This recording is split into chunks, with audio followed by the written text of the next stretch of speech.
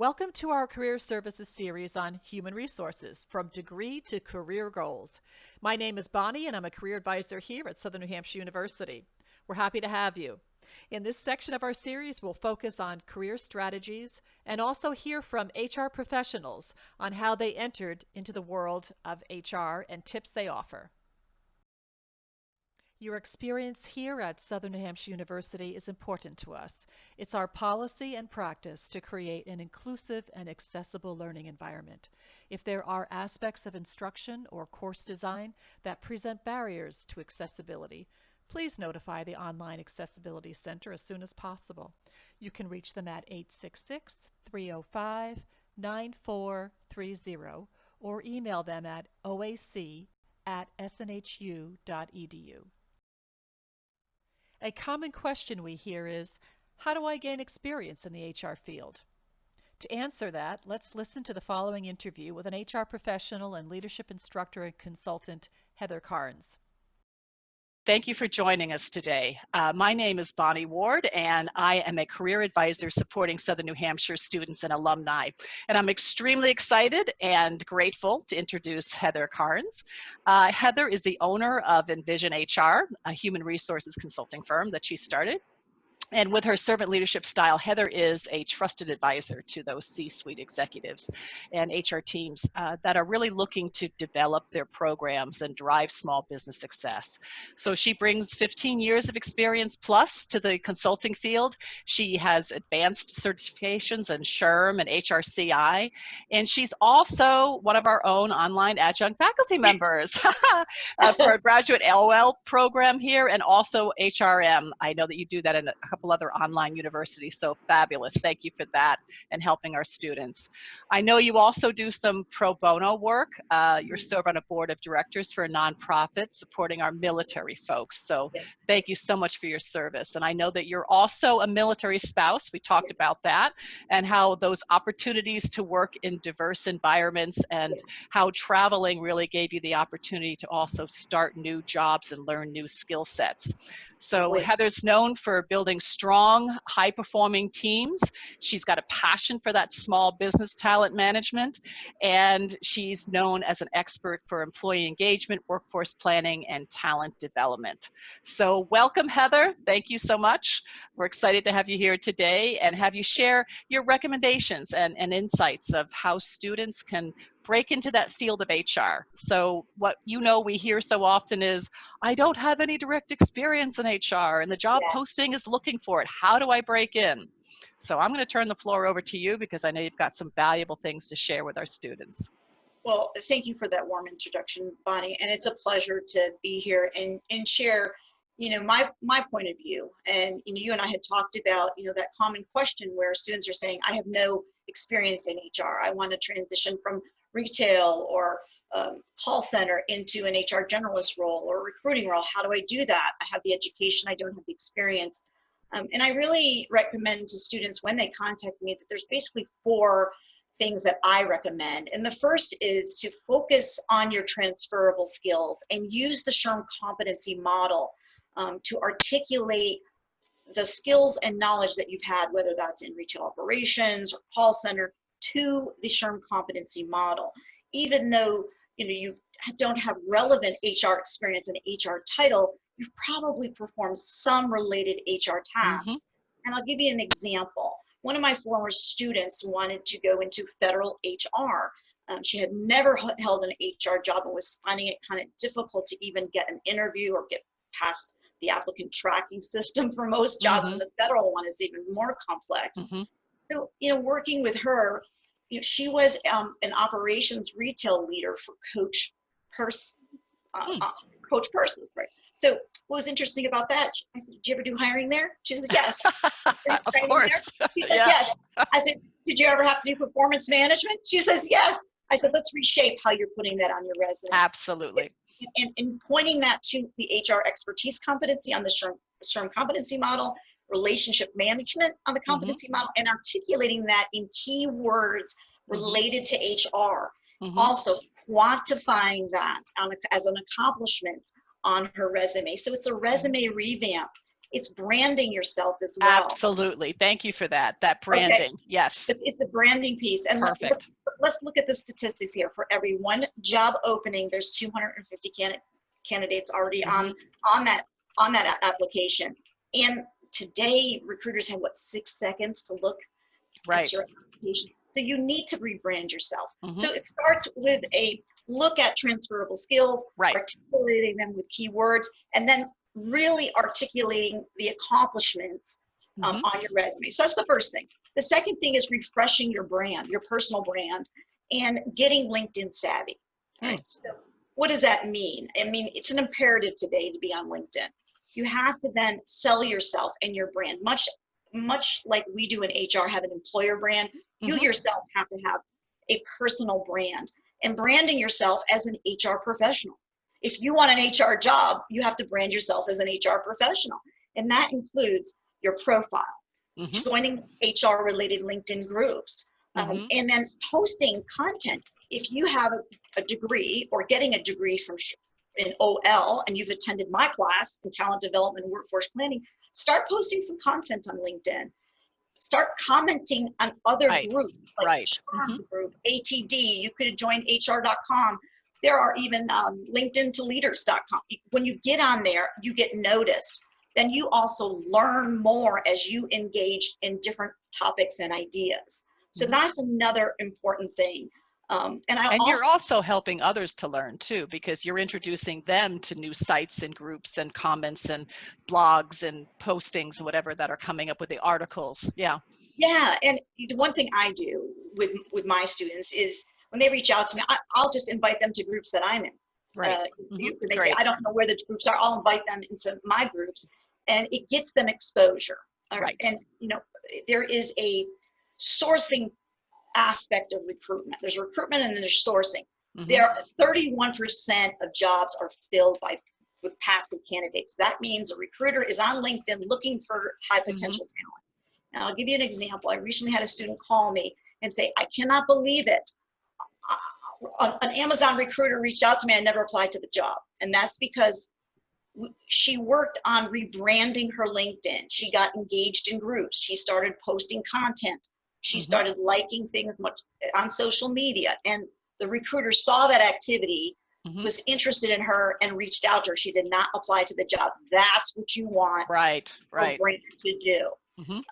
The next thing, and if you think about it too, to flip it, is that's what a good recruiter does. That's what a good talent acquisition person does, is really in that sourcing. So if you really are excited about that kind of thing, that you should be thinking about doing that field in HR. Yeah. Yes. Right. So, absolutely. Because recruitment and sourcing are two different things. Right. Yeah. And, I think, like anything, Google is your friend. The SNHU library is your friend. You can go into the SNHU library and find SWOT analysis on most companies, and they'll tell you everything you need to know about major Fortune 500 companies. So if you want to work for a particular company, get knowledgeable on that company so you can really define and articulate what they do, and will help you in winning that interview. I also say to all my students, education provides you with model and theory and knowledge, but SHRM certification sets you apart. Nearly 50% of all SHRM CP certified individuals are double certified like myself. And it will help you to win the interview. It'll help set you apart from other candidates who do not have it. And it actually boosts pay. So people with certifications have an upwards of 30 to 35% higher pay. So an HR generalist without and an HR generalist with. For me, the certification process gave me the in the weeds knowledge, the everyday management that I needed. It's a completely different study process, and it's an imperative today. It's not an option. And more in the past 10 years, companies are looking for that. And you notice on the jobs it says preferred, but really it's becoming almost a criteria. And it's because it creates success for you. You become knowledgeable. You master the entire body of knowledge for HR. And that's why SHRM has it. And that's why HRCI. So that often students reach out and say, well, I don't meet the criteria. I can't take it. I can't take it because I don't have 1 year of HR experience. So I love this tip. Go ahead. I tell this to my students. I just had another one reach out to me last week. HRCI has created the APHR program, which is Right. a little tiny A, meaning kind of like the associate PHR. And what this was designed to do was give us an associate certification to those just beginning the HR career. And I love this. It's a smaller exam, not as comprehensive, but it's like a starter package. And you can take that while you're a student. That was really exciting to learn. I love that. Okay. Yes. And Yeah. then when you graduate and you're ready to go out, you have that after your name. So Sally Smith or John Smith, comma, MS, comma, APHR. Automatically, you have set yourself up for success, giving yourself a competitive advantage. And I think also what it does too, to your point, Heather, is that you also know that a competitive advantage, but it shows your passion. I mean, if you're really, really serious about any field, you need to be working in it in some degree or learning about it or participating somehow. And this really shows that I took the initiative to seek this out, to learn about it, to sit down and study for it, take the test. And then I really am excited, anxious to be in this kind of environment. So I think that's really another way that recruiters could say, this tells me something more about the behaviors and values of this candidate. Yeah, I 100% agree. And those of us who have gone through the HR certification process know it's rigorous, and we know what it's. Yeah, right. Okay. And not everybody is able to obtain it because it's a differentiator, and that's very much appreciated. And I also think that by taking the APHR, you also can determine if that's the right certification for you. Great point. Yeah. There are other certifications that can also prepare you in HR, another function. For example, ATD has the Associate Professional in Talent Development. You may want to be a Certified Compensation Professional. There's CCP, there's the Certified Benefits Professional. So getting and maintaining the right certification based on your passion, your career imperative. So just having the APHR, you may say, well, you know what, I really have a passion for talent development. Then maybe you switch and start studying for something else, and that may direct your path, right? Which function do I want to go into? The last thing I always suggest to students is, if you don't have any experience and you need to get some depth in your resume and you need to have some HR experience, then build your HR experience through nonprofit volunteerism. And the reason why I say this is because most nonprofits, small nonprofits, do not have the capacity to have HR on staff. There's a website called volunteermatch.org. And if you go into the search field and you type in human resources, you'll see a whole host of postings for someone to create a template, someone to help them with training, someone to help them do basic generalist skills.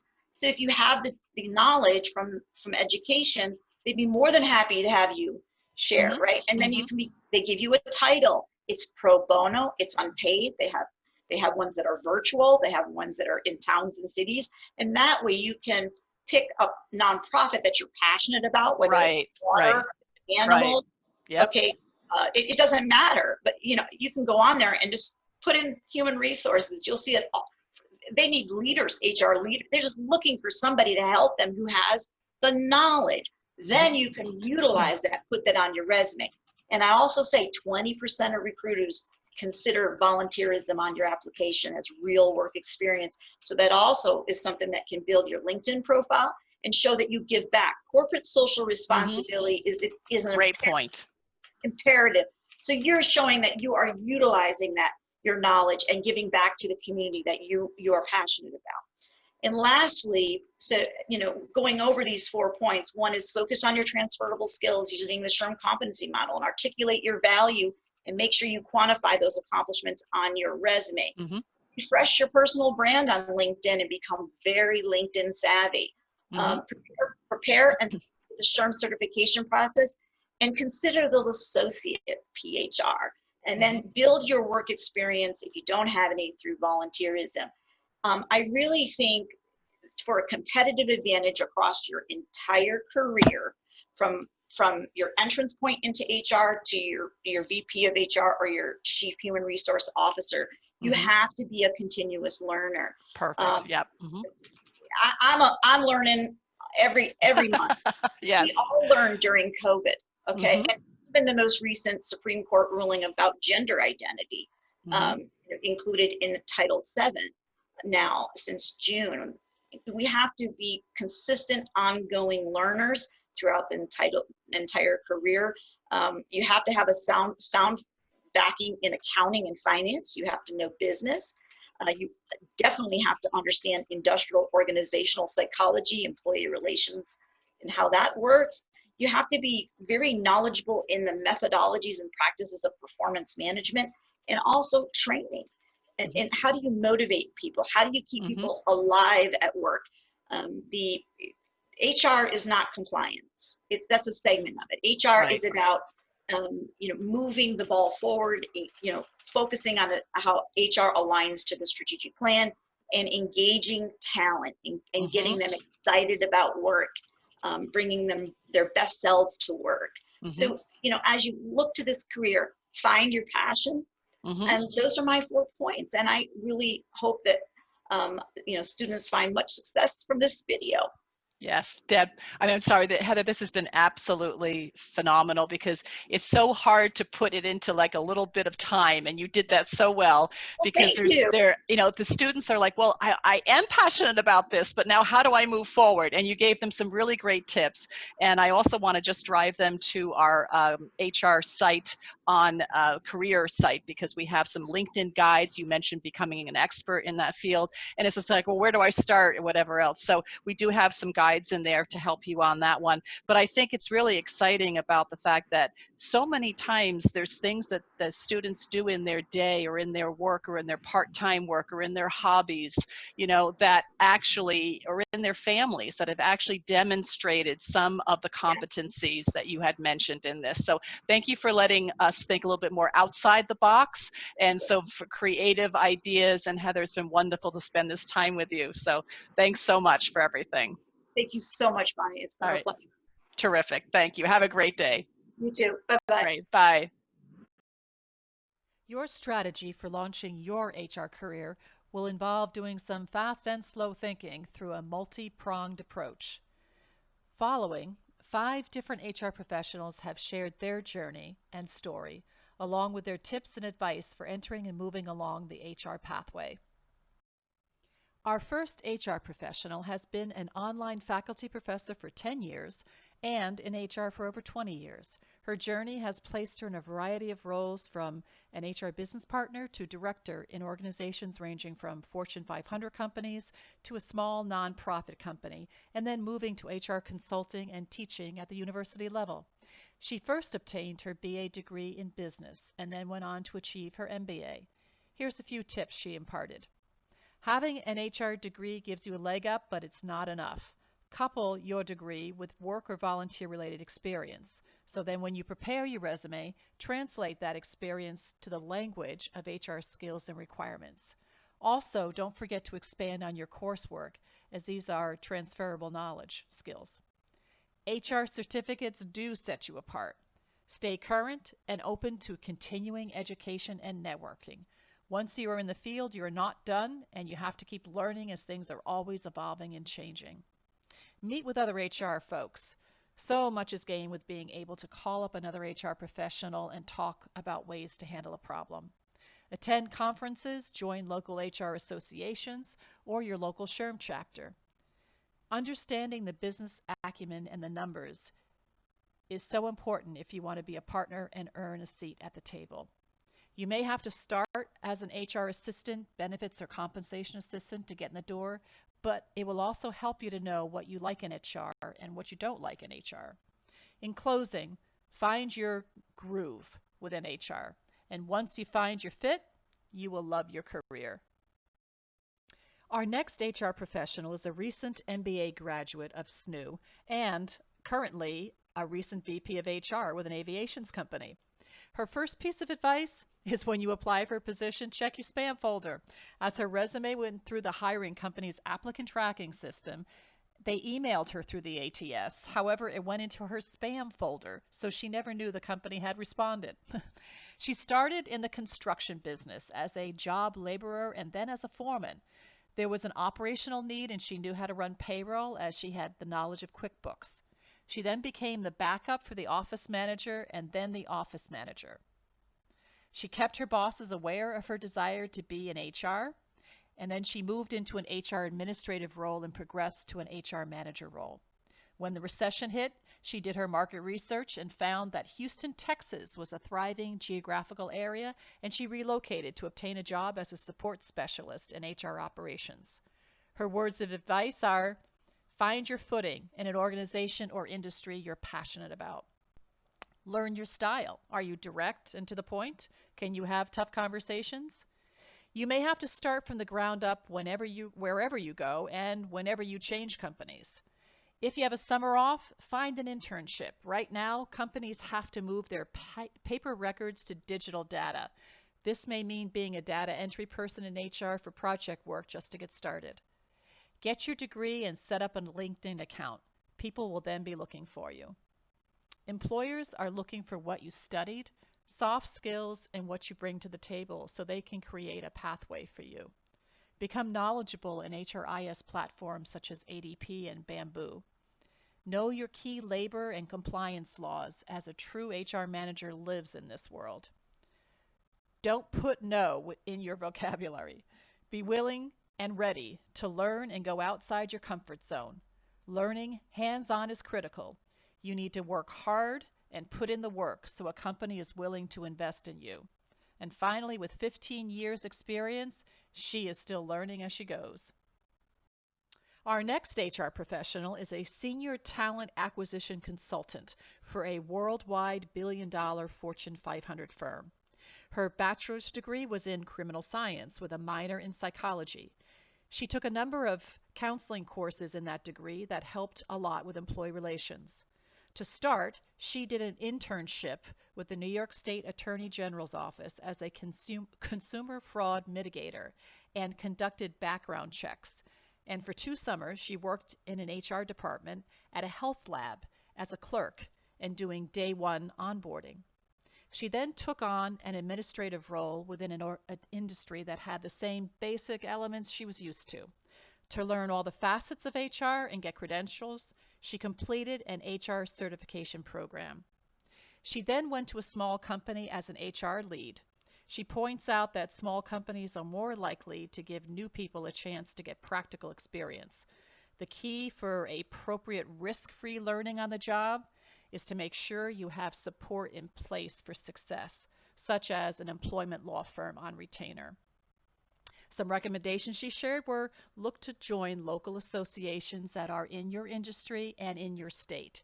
AIM, or Associated Industries of Massachusetts, is popular in that state and is one that many companies join and offer advice and consultations, as well as host meetings on new and upcoming sensitive HR areas that professionals should be trained or retrained in. Her last point was to obtain a company subscription to HR BLR. That allows you instant access to timely legal information for situations that arise. Our next HR professional is an HR manager currently. She has her bachelor's in communications and knew she always wanted to do something with people, so recruiting was her entry point. She found that companies are always looking to train you and learned on the job. She started as a recruiter for a talent agency and then joined an organization where she managed high-volume recruiting utilizing the Taleo ATS system. At first, she didn't realize there were so many facets of HR. She learned more about benefits, legal, and finding out what her clients find most beneficial. Listening to them and following up built credibility. Some advice is love learning. Once you get in the door, do any project that is given to you. Follow the Department of Labor. Join local networking groups such as the Young Professionals Group. Be active on LinkedIn. New Hampshire Leadership is one group she belongs to. Join a local SHRM chapter. And finally, critical thinking is important as you navigate the dynamics of change and you chart your impact on the organization for fairness. Our last HR professional is a Senior Director of Culture and Field Training. Her role is to oversee culture, mission, values, and vision in a North American Fortune 500 company. This is a recent change as her organization was previously a privately held company named in Inc.'s 500-5,000 list as one of America's fastest growing privately held companies for 7 years, and then was recently acquired by a publicly owned company. As part of her cultural responsibility, she runs the reward and recognition programs. The field training role is responsible for people safety and workers' compensation, leadership development, and mentoring skills. This involves 50% travel to attend new site openings and new hire training. Her counterpart is an HR business partner, and they collaborate on employee relations and performance improvement plans. Her first couple of years were challenging. Her advice: leverage those around you and know what you like and don't like. She personally doesn't like comp and benefits, but loves labor law. Her entry story: she went to school to be a chef and own a restaurant. That was her goal. She loved culinary and still does, but she lost her passion for being in a restaurant. However, she understood the management side of the business, such as building budgets. She moved to hospitality and became an accounting manager, and realized in her first year she didn't like sitting in a cubicle crunching numbers and was too outgoing for that type of work. So she then got into operations and ended up running the company's largest healthcare senior living sites and moved into more of a corporate role. Her passion is people, and her industry love is food service management. As she calls it, she has become a desk chef in HR. Some advice: be comfortable with uncomfortability. In conversations with employees, start with what is known and be honest. For example, it's very difficult for me to have this conversation with you. Know what you're capable of and challenge yourself.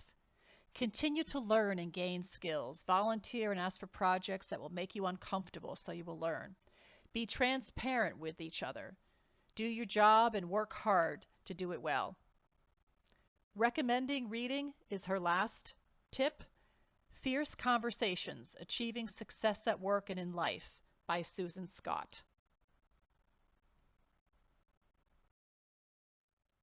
Now that you've heard from other HR professionals, it's time that you create your brand.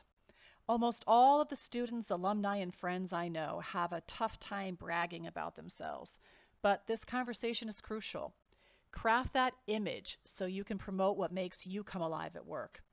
Hey, is it people, data, process? Do you love to mentor? Then be part of talent development, change management, or leadership. Do you love data? Then an HR analyst or workforce planning role may be up your alley. Do you like math? Total rewards, benefits, and compensation may be for you. Are you conflict adverse? Then employee relations is not the area for you. Does partnering with employees check your box? Then engagement, diversity, or training may be areas for you. To build your brand, ask family, friends, coworkers, supervisors, what do I do well? And then identify what accomplishments you are most proud of. What are the things you won't compromise in getting that next job? Identifying these areas and shaping those skills, strengths, and accomplishments to speak in the language of HR is something that will distinguish you in a crowded market. HR is a dynamic, changing landscape. Being a continuous, curious learner must be part of your regular routine. Did you know about the SNU HR Management Collegiate Association that's found in SNU Connect? This club provides an opportunity to build professional development, networking, and experiential learning in the principles of HR. It's important to have a multi-pronged strategy for gaining knowledge, developing real experiences, and networking. Be resilient. This may take time, and you may have to take a step back to get ahead, so stay strong. Take initiative. This is your career strategy. Be learning agile and open to new opportunities. Come from an authentic place and have a servanthood philosophy. Raise your hand and take on new assignments. You first have to be in the weeds before you can fly up. Now let's take a closer look at this chart. To gain knowledge, first look at your skill gaps. Do you need to build strong Excel or statistical skills? Look to take lessons on YouTube. Need to develop presentation skills? Join a local Toastmasters to gain experience. Another vehicle to obtain information is an informational interview. Identify 3 people whose jobs you'd like to have in the short or long term and bookmark their LinkedIn profiles. Set up an informational call to learn more about the role. Your career advisor can assist you with some strategies in this area. Complete certifications and continually keep up to date with publications, blogs, and magazines from organizations such as SHRM, HRCI, HR.com, Harvard Business Review, LinkedIn HR, and articles within job boards such as Indeed and Glassdoor, and HR tools such as JobScan and FlexJobs. Experience, that's gained by volunteering and internships. Look for where you can add value, demonstrate grit and flexibility by stepping up and completing any type of assignment or project. Think creatively and out of the box, as was suggested in the interview with Heather Carnes. Start an experimental side project that's around a skill related to your goals. Look for opportunities to solve problems. Within your current company, sign up to be part of an employee-centric activity or seek out a mentor or be a mentor to others. Last, connections are vital as they propel you through your career. Having an up-to-date LinkedIn profile is essential, as well as joining HR-related groups and associations. Find an industry event or conference in your area of interest and book it. According to the Bureau of Labor Statistics, career prospects in the HR field are amazing. Employment of human resource managers is projected to grow 7% from 2018 to 2028, faster than the average for all occupations. Employment of human resource specialists is projected to grow 5% from 2018 to 2028. Human resource specialists will be needed to handle increasingly complex employment laws and healthcare coverage options. Most growth is projected to be in the professional, scientific, and technical services industries. The BLS also stated that many of those openings are expected to be a result from the need to replace workers who transfer to different occupations or are exiting the labor force, such as to retire. Candidates with certifications or a bachelor's degree, particularly those with a concentration in human resource management, should have the best job prospects. On the flip side, the BLS outlook for employment of labor relations specialist positions are projected to decline 8% from 2018 to 2028. Union memberships have declined, resulting in less demand for the services of labor relations specialists. HR will continue to grow and evolve and impact businesses in hiring the right people, minimizing litigation, strategic training, helping organizations be on track for the future with a diverse workforce, and creating a culture that fosters productivity, growth, and retention.